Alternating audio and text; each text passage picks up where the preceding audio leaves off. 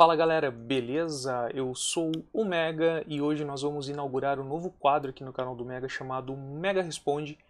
E esse nome foi escolhido pela comunidade entre duas alternativas que eu tinha pré-estabelecido ali para a galera votar. Ficou bem acirrado, né? Que a outra opção seria Mega Perguntas, mas o Mega Responde acabou ganhando e a gente vai usar esse nome daqui para frente para poder fazer esse quadro. E para a gente poder ter o quadro com uma certa frequência no canal, é bom sempre que a galera vá perguntando, né, colocando novas coisas ali. Quem sabe a sua pergunta aparece aqui no canal do Mega. Pode ser qualquer assunto, pode ser referente aos jogos que a gente costuma jogar, Path Diablo 3, qualquer outro jogo que a gente sempre comenta e vai falando, principalmente durante as lives que a gente conversa bastante, e também sobre qualquer outro assunto referente, de repente, à história do canal, a vida do Mega também, que tem bastante gente que tem interesse em perguntar. Então, vocês que mandam, perguntem que eu respondo, beleza? A primeira pergunta vem do Samuel Martin. E a minha pergunta seria sobre a métrica de dano do Diablo 3. O que acha, como poderia melhor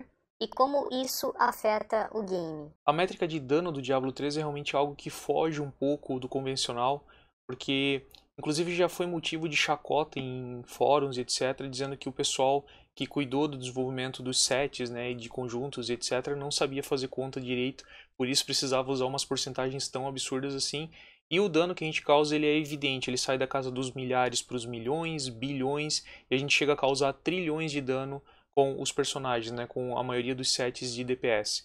E isso de fato é algo que para mim é muito ruim dentro do jogo, porque além de tudo a gente não tem uma forma de analisar o DPS que a gente causa ou até o dano que a gente vai gerar a partir de um item ou outro item, os atributos, etc. A gente sempre depende de sites de terceiros e contas malucas que a galera consegue fazer através dos fóruns da vida que a gente vai conhecendo, né? Quando foram feitos os sets, eles não foram talvez bem pensados nesse sentido. O que eles quiseram fazer, talvez por causa das progressões de fendas maiores, era uma progressão através de umas porcentagens absurdas e para mim não faz sentido um set sozinho aumentar uma habilidade em 10, 15, 30, 70 mil por cento o dano dela. Eu acho que o jogo ele poderia ser melhor fundamentado nessa questão de dano para a gente poder trabalhar, sabe, com números que a gente chama de flat numbers, né? Os números chapados, assim, que seriam, em vez dessas porcentagens malucas, a gente adicionar 100 ou 200 de dano para tal habilidade seria algo mais interessante. Eu acho que seria mais válido para a gente conseguir trabalhar, né, dentro do jogo. E o que falta também para a gente no Diablo 3 hoje, eu acredito muito numa métrica de dano para você entender o quanto de DPS você causa com o seu personagem. Se tivesse isso, eu acho que já seria um grande ganho, né, e que a gente pudesse de alguma forma exportar isso para poder fazer comparações em planilhas, etc., porque algumas pessoas gostam de levar o jogo para esse nível. Guilherme Mota perguntou, ele escolheu Mega Perguntas e disse assim: Quais melhores mobs para fazer uma fenda maior ranqueada? Bom, Guilherme, para responder essa, então nós vamos acessar aqui o warpath.eu, que é um site onde mostra a progressão que cada mob paga para a fenda. Então tem uns números interessantes aqui que alguém calculou algum dia, né? E aí se você passar o mouse em cima do mob aqui, ó, óbvio que a gente não vai saber quem é o Betrayed, né? Mas quando a gente passa o mouse em cima a gente vê a imagem dele e daí a gente lembra. Então todos os mobs estão listados aqui com as suas respectivas porcentagens de progressão ou até os pontos que ele vai gerar para a fenda. Para encher uma fenda a gente precisa de 650 pontos totais para completar os 100% e aqui então você vai encontrar o que cada mob paga para a fenda. Você pode estudar isso aqui a fundo ou você pode ficar com uma máxima que eu aprendi com o Phantom e com o Vigia. Se o mob ele causa dano ígneo, ele não paga bem para fenda. O Rodrigo Alves, Mega Perguntas, ele escolheu e disse assim: Mega, tu acha que seria legal um crossplay entre Diablo Immortal e um novo Diablo ou com o Diablo 3? Lógico que com suas limitações. Rodrigo, meu xará, eu nunca achei ruim crossplay entre plataformas de nenhum tipo. E seria bem interessante se a gente tivesse sim um crossplay entre o Diablo Immortal e o Diablo 3 ou um Diablo novo. Mas a gente tem que lembrar que isso dificilmente vai acontecer, porque a história do Diablo Immortal ela se passa entre o final do Diablo 2, o Lords of Destruction, lá com o Baal, né? E o início do Diablo 3. Então é nessa lacuna que está a história do Diablo Immortal. Por isso que eu acho que é difícil a gente, no âmbito atual do que a gente tem hoje, né, tanto para o Diablo 2 quanto para o Diablo 3, é difícil que ele se encaixe de alguma forma para poder gerar algum tipo de crossplay entre esses jogos. A gente já vê que é difícil até o crossplay entre os consoles, né? Não existe crossplay entre Switch, PS4, Xbox One, e dos consoles para o PC então nem se fala. Imagino que o crossplay do aplicativo mobile seja um pouquinho mais complicado também. Alessandro Kohl. Poderia ser escolinha do professor Mega. Uma pergunta, tem itens que dropam em lugares específicos? Exemplo, uns dropam só em caçadas, em um ato específico. Tem algum site onde podemos pesquisar onde caem determinados itens? Então, Alexandre, sim, itens de caçada é bem fácil de encontrar, na verdade. Você pode vir direto aqui no site do Diablo 3 da Blizzard. Você clica aqui em guia na página principal, vai abrir uma segunda página, você passa o mouse em cima do link de guia ali, ó, vem em básico, jogabilidade, modos de jogo, vai carregar uma terceira página, e aqui vai ter os modos de jogo que a gente tem no jogo atualmente. Então a gente vai na parte de caçadas aqui, e aqui ele vai listar para você, bonitinho, o que cada um dos atos te dá de recompensa de caçada. Ato 1, ato 2, ato 3, lembrando que o ato 4 pode cair item de qualquer ato, né? Então se você fizer as caçadas do ato 4, ele pode te dar recompensa de qualquer outro ato também. Beleza? Itens notáveis que a gente sempre procura, Anel da Grandeza Régia no ato 1, Anel da Avareza no ato 3, às vezes para as builds de suporte a gente precisa de botas ilusórias que está no ato 2, e assim por diante. É só você olhar direto no site do D3. Alpha Ômega. O Mega responde Mega perguntas. Seria a escolha dele. Seria interessante. Ou talvez o Mega responde mesmo. Qual foi seu primeiro RPG MMO? Baita pergunta. Bom, Alpha, apesar de que o primeiro MMORPG que eu tenho lembranças que eu cheguei a acessar foi o Ragnarok, eu não considero ele porque eu joguei por pouquíssimos dias. Na época o jogo não me interessou, mas depois eu peguei Lineage 2 e nesse sim posso dizer que foi o meu primeiro MMORPG, que era sensacional. Na época eu passava horas e horas e horas jogando esse jogo. E entre outras coisas que me interessava muito no jogo, o aspecto de PVP dele era muito legal e eu tenho muitas saudades. Daniel Campos, mega perguntas. Mega, nosso querido Vigia é movido a melancia e você é movido a quê? É uma baita pergunta, Daniel, mas eu curto muito massas em geral, cara. Adoro comer qualquer coisa que tenha massa junto. Mas acho que a gente pode enfeitar um pouquinho mais essa resposta e falar algo que eu de verdade já falei algumas vezes aqui pra galera. E eu sou movido sempre a tentar evoluir com as coisas que eu faço, e é isso que me faz estar aqui agora editando esse vídeo para poder responder a pergunta da galera aí. Victor Carey. Acho que seria melhor Mega responde sem o O. Quando começou a jogar Diablo? Bom, Victor, apesar de eu ter explorado um pouco o Diablo 2, eu não considero como jogador de Diablo naquela época, porque eu tinha muitas outras atividades e eu não podia gastar tempo mesmo jogando, né? Então eu comecei de fato a jogar Diablo no Diablo 3, e a gente tem a história então, né, dos betas do Diablo 3, que aconteceram mais ou menos ali entre setembro de 2011 a abril de 2012, foi mais ou menos nesse período aí. E eu lembro que teve várias fases de beta, e todos foram betas fechados. Então, em algum momento nesse período eu consegui pegar uma chave para poder explorar o beta, e aí eu comecei de fato a jogar então o Diablo 3 entre setembro de 2011 e abril de 2012, porque o release do Diablo 3 veio na metade de 2012, né? Então foi mais ou menos nesse tempo aí que eu comecei e jogo desde então, né, o Diablo 3. Maria Alessandra. Estou em dúvida na opção a escolher. Poderia ser algo do tipo pergunte ao Mega. Por enquanto não tenho perguntas, mas daqui a pouco sim. Victor Guilherme. Diablo Free to Play seria uma boa ideia? Bom, Victor, eu acredito que sim, porque hoje um jogo Free to Play, ele pode trazer muito mais dinheiro para a empresa do que se ele fosse pago, né? Um exemplo clássico que a gente tem hoje no mercado aí é o Fortnite, que é um dos jogos mais rentáveis da atualidade, e a gente pode baixar ele a hora que quiser e jogar como quiser, né? Porque ele é free to play. Então a questão é as empresas saberem como monetizar com esses jogos. Esse que é o segredo da parada. Então, se a gente tivesse isso no Diablo 3, né, eles conseguissem monetizar isso com skins, com patches, com qualquer outra coisa que fosse apelativo para você ter, mas que de fato não influenciasse no seu personagem, não deixasse o personagem mais forte ou ganhasse mais XP e etc, etc.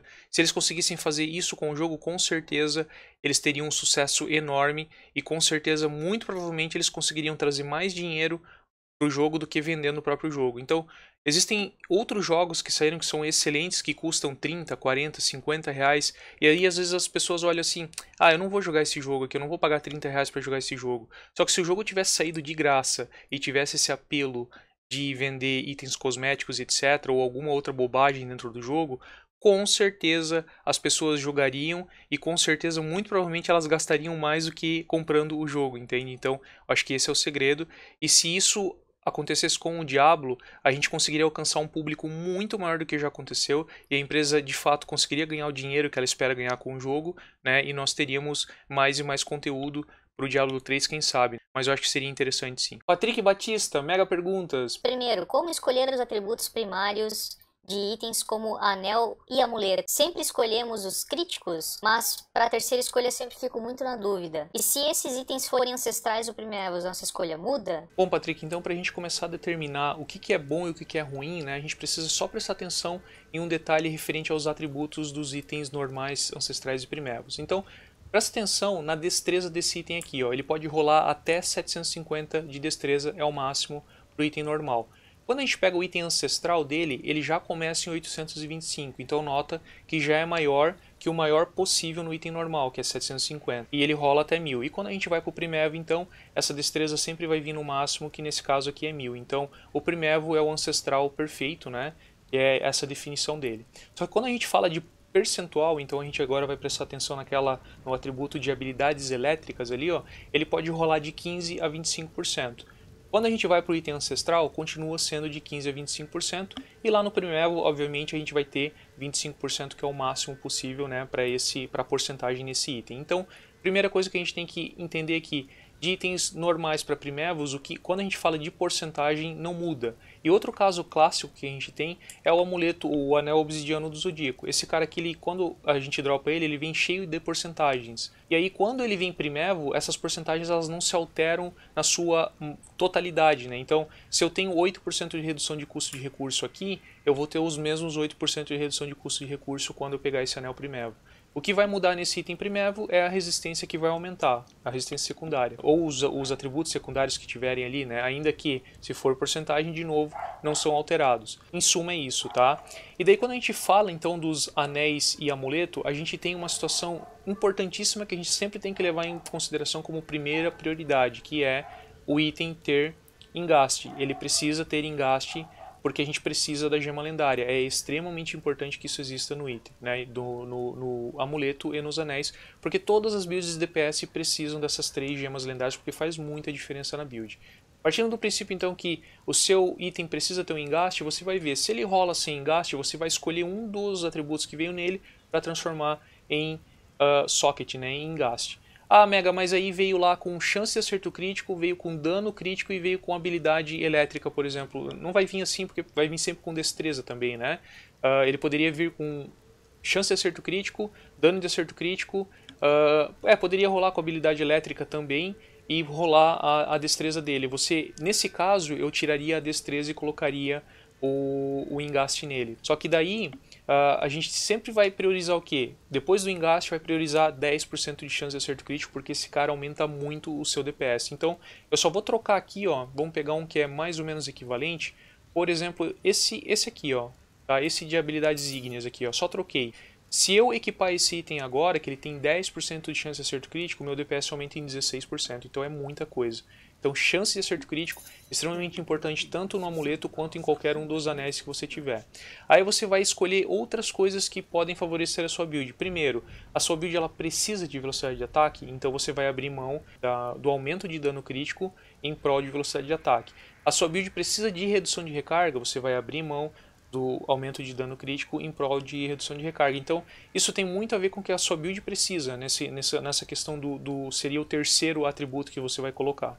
Mas chance de acerto crítico eu não entendo como viável para nenhuma build de DPS abrir mão de chance de acerto crítico. Então, é sempre prioridade para a gente ir na build. André Luiz de Souza e Souza. O Mega responde: a princípio, faria perguntas referentes a personagens e DPS. Qual o melhor build de monge suporte? Quais melhores classes suporte? Como funciona a cura do monge? Classes mágicas podem ser suporte? André, de muito tempo pra cá, nós temos dois supporters no meta geralmente, então eu abri a classificação pra gente dar uma olhadinha. Os dois supporters sempre vão ficar nas mãos do Bárbaro e do Monge. Como você me perguntou, qual a melhor build de Monge para suporte? A gente tem hoje duas grandes variações da build de suporte. Uma build que é mais focada em sobrevivência e buffar de certa forma o grupo, e outra build que é mais focada em curar. A gente pode fazer das duas maneiras, tá? Ainda que esse cara aqui, por exemplo, ele está usando meio que um misto da situação. Essa build aqui, com o Epifania e o Névoa Calmante, que é a runa de Epifania que faz com que quando a gente usa as nossas habilidades a gente cure os aliados em área, é um aspecto onde esse cara está usando uma parte do poder de healer do monge para poder aumentar, né, esse heal nos aliados. Outra possibilidade que teria também é no lugar do implosão aqui colocar o brisa suave na runa do golpe do ciclone, também ajudaria, tá? Como é que essas habilidades elas funcionam? A gente vai ter o seguinte aqui, ó, quando a gente fala de epifania e a gente fala do névoa calmante, imbui você em água fazendo com que suas habilidades curem você e seus aliados num raio de 30 metros em tantos de vida, ali no caso de 16 mil aqui um pouquinho mais. A quantidade de cura aumenta em 4% do bônus de cura de globo de vida, então esse aspecto é interessante. Se a gente vai para o golpe do ciclone, a mesma coisa. E a gente pega aqui o brisa suave, o golpe do ciclone cura você e todos os seus aliados num raio de 24 metros, gerando 31 mil de vida. A quantidade aumenta em 17% do bônus de cura de globo de vida. Então, até antes dessa temporada, a gente tinha os monges nos grupos full healers, tá? Como é que essa cura acontece? A gente não dá target em ninguém, a cura simplesmente acontece, né? Acontece em área para quem tiver naqueles raios ali, tanto do raio da epifania quanto do raio do golpe do ciclone. Então essa cura ela é em área. E como é que essa cura aumenta? A gente tendo nos nossos itens secundários o bônus de globo de vida, que eu não tenho nenhum item aqui, né? Vamos olhar lá na classificação que aquele cara lá tinha no anel dele porque eu vi. Então, se a gente olhar esse monge aqui, ó, olha a secundária dele aqui, ó. Globos de vida e poções concedem 35 mil mais de vida. É bem tranquilo se você focar nisso para sua build chegar a mais de 200 mil de globos de vida e poções concedem mais tantos de vida para você. Então isso é um aspecto interessante, que quanto mais você tem isso na build, mais heal você vai causar com o Epifania, e daí se você optar também pelo golpe do ciclone com a brisa suave. E sobre as classes mágicas elas serem suporte, isso já existiu no passado. A gente tinha um exemplo de magos que eles iam para Fenda só para congelar inimigos. Eles usavam a massa crítica para congelar, era bem legal aquela build. A gente usava bastante esse tipo de combinação para poder ficar vivo nas fendas e matar os mobs mais tranquilamente. Existia também uma variação de feiticeiro, onde ele entrava com um pouco de dano, mas ele jogava um tapete no chão que aumentava em muito o dano do grupo, então também foi usado por um tempo. E não são só os magos que faziam parte dessa questão, né, dessa classe dos supporters. A gente tinha o próprio Cruzado, que também ele ativava uma habilidade do Static Charge de monge, isso há muito tempo atrás, que ficava mais DPS que o próprio monge, mesmo não tendo nada de dano elétrico na build dele. Enfim, era bem louco aquela combinação. Mas a gente tem outros eventos, né, outras situações que favoreceram algumas outras classes aparecerem nesse meio de suporte, mas quem de fato se consolidou de muito tempo pra cá é monge suporte e bárbaro suporte. Davi Pessoa. As duas sugestões são boas. Pergunta: como você começou no YouTube? Você vive exclusivamente da internet hoje em dia? Então, como você pode ver aqui, eu tenho muito dinheiro, né? Muita coisa já que eu consegui aqui com o YouTube, né? Então você vai olhando aí. Não, pera. Essa pergunta não é a primeira vez que me fazem aqui no canal. Se eu vivo exclusivamente do YouTube, se eu tenho um trabalho secundário, é engraçado, né? Mas não, o YouTube pra mim e a Twitch TV, apesar de vocês verem às vezes alguém com um superchat ou alguma coisa assim, se a gente fosse juntar o que eu ganho no ano, eu não pagaria minha internet do mês, tá? Então, de fato, hoje o canal do Mega, apesar de estar crescendo e estar evoluindo, de longe dá pra viver de YouTube, Twitch TV, tá? Isso é ilusão. Vou precisar ganhar muitos mais inscritos, ter muito mais visualização no YouTube para cogitar a possibilidade de que isso vá acontecer. Então hoje eu tenho um trabalho de verdade, digamos assim, e as lives e vídeos que eu faço aqui pro YouTube, eles são meramente um hobby mesmo, uma terapia para mim, e eu gosto muito de produzir esse conteúdo que vocês estão vendo aí no canal do Mega. Eric Neres. Mega perguntas é melhor. Eu faria uma pergunta do tipo: como eu transformo o set Juliana com Pedra da Loucura em um set mais defensivo para fazer GR 80+, com segurança no hardcore? Bom, Eric, ainda que eu ache bem interessante a sua pergunta, eu não aconselharia você tentar usar a Pedra da Loucura para poder subir fendas maiores, uma fenda 80, 90, etc. É um item que ele é mais aconselhável para a gente tentar fazer um speed farm de Juliana, que eu acho que fica melhor até um Suplício 13 ali. Ainda que com o dano que a gente causa com essa build, a gente consegue de fato melhorar os atributos dos itens, né? Pegar uns ancestrais, etc. Pegar um pouquinho mais de Paragon e a gente consegue subir ali para uns 70, 80. Então, uma fenda Suplício 13 é o equivalente a uma 60. A gente consegue chegar assim numa 80 bem tranquilamente e conseguir fazer ela com a Pedra da Loucura. Eu não aconselharia, porque a gente perde outros aspectos interessantes da build, como defesa, etc, né, por causa do, por exemplo, aqui do equilíbrio de Sun Wukong. Mas se você ainda assim disser, não, Mega, mas eu quero usar ela, quero tentar, a melhor chance que você vai ter é o seguinte, ó, você vai pegar, vai equipar então a Pedra da Loucura no lugar do seu Espírito de Liana, vai tirar o equilíbrio de Sun Wukong, vai equipar o Força de Liana, vai tirar então o Brilho do Sun Wukong, que não vai adiantar mais sozinho, vai colocar o Juramento do Viajante, vai tirar o Presilha, por exemplo, vai colocar uma Rosa dos Ventos, para você ter o bônus aqui do Andarilho Eterno, né? Do Andar Eterno.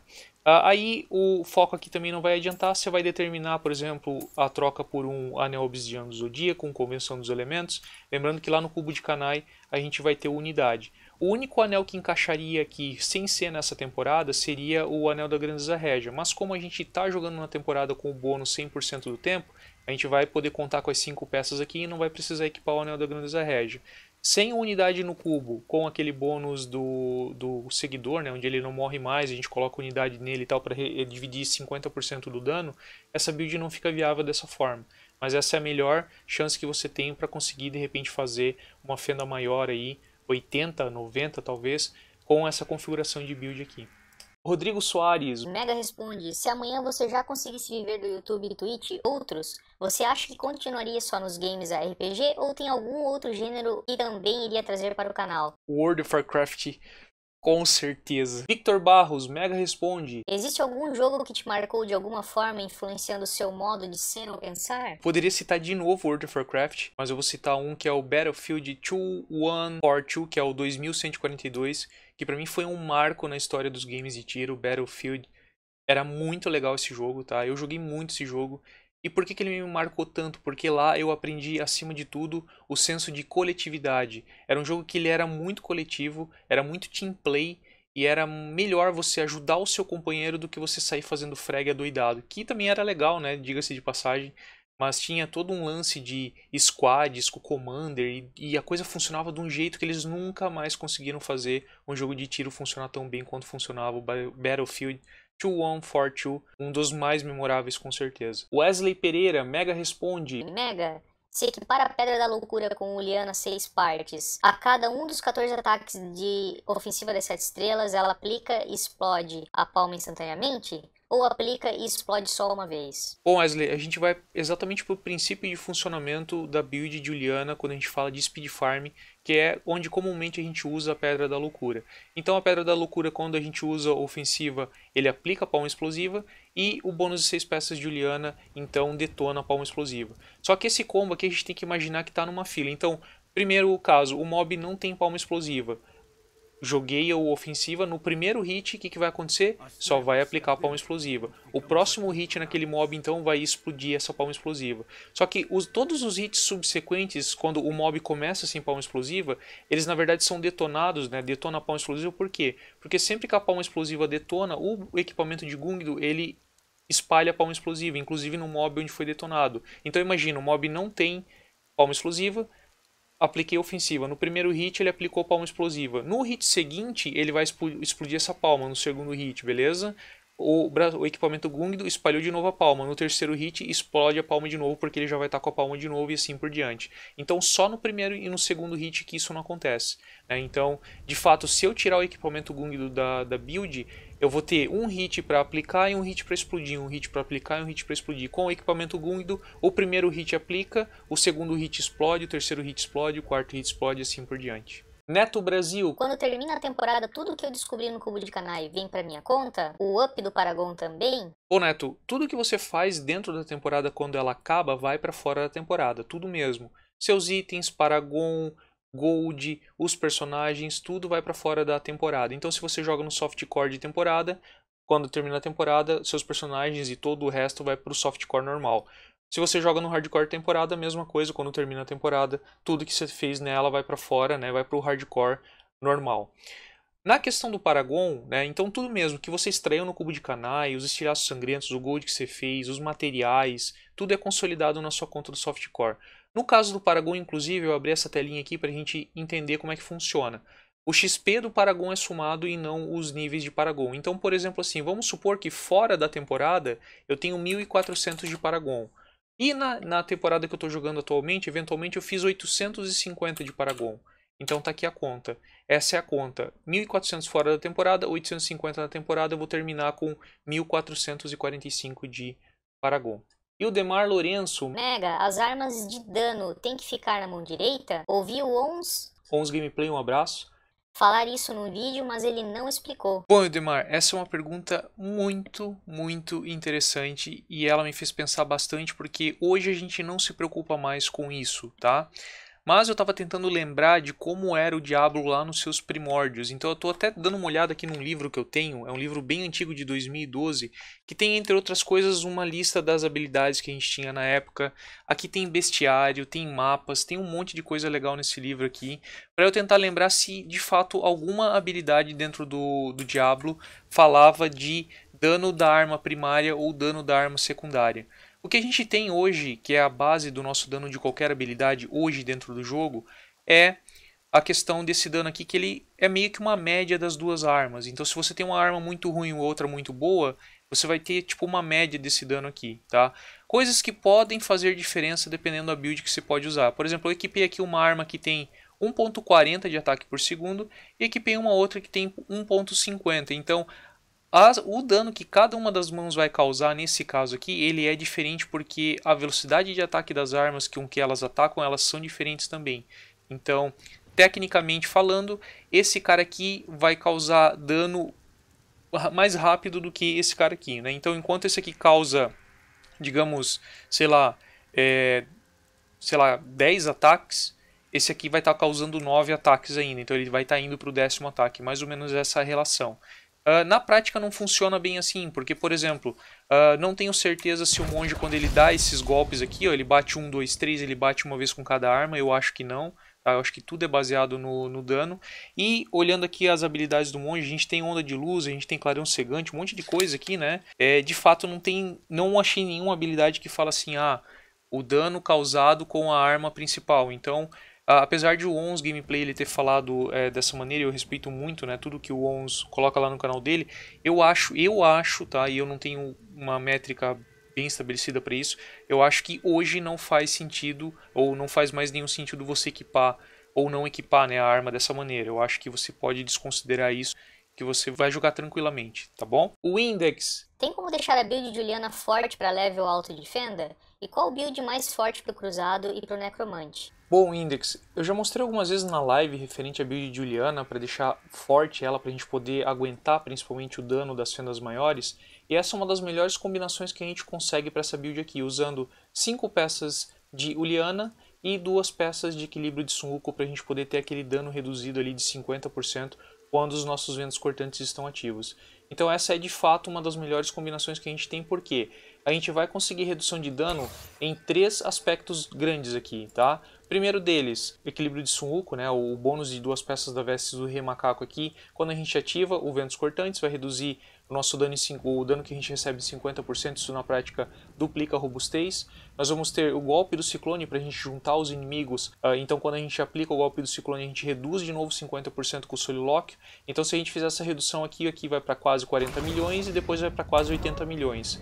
Beleza? Só desses 2 caras aqui. Então a gente dobrou 2 vezes a nossa robustez. E daí dentro da fenda a gente vai ter uma outra redução absurda de dano que está aqui no Atilho dos Perdidos. Então é importante que você consiga um Atilho dos Perdidos o mais próximo de 5% ou 5% se você conseguir. Por quê? Porque para cada ofensiva de 7 estrelas a gente ganha 5% de redução de dano. Lembrando que a gente vai ter nessa build uma ofensiva das 7 estrelas que bate 14 vezes, então é 14 vezes 5%, dá 70% de redução de dano. Isso é extremamente importante e também a gente nunca vai poder abrir mão do anel unidade, né, com aquele combo com o seguidor. E as outras coisas são bem normais, na verdade. A gente vai precisar de um punhos de Asturrask, né, o mais próximo possível dos 500%. É um item ruim de pegar porque ele sempre rola numa faixa muito aleatória, né, então quanto mais perto do 500%, obviamente melhor para a gente explodir a palma explosiva e por aí vai. Então é uma build que a gente tem que cuidar com alguns aspectos nesse sentido.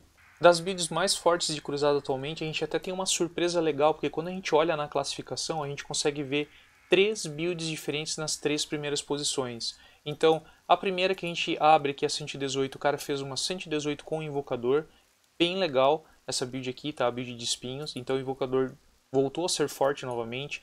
A segunda posição nós temos um Akan, também bacana, né, para estar aqui junto com o Invocador, uma 117, um nível de diferença só. E na terceira posição ainda a gente tem um Prosélito da Luz, que é muito legal. Essa é uma das minhas builds prediletas de cruzado e ela voltou de fato a ficar forte, né, a partir dessa temporada com o patch 2.6.4. O Necromante, eu costumo dizer que é aquele Necromante cansado, né, cara? Atualmente eles estão usando uma build de Long, que vai favorecer o dano do Lança Cadavérica para variar.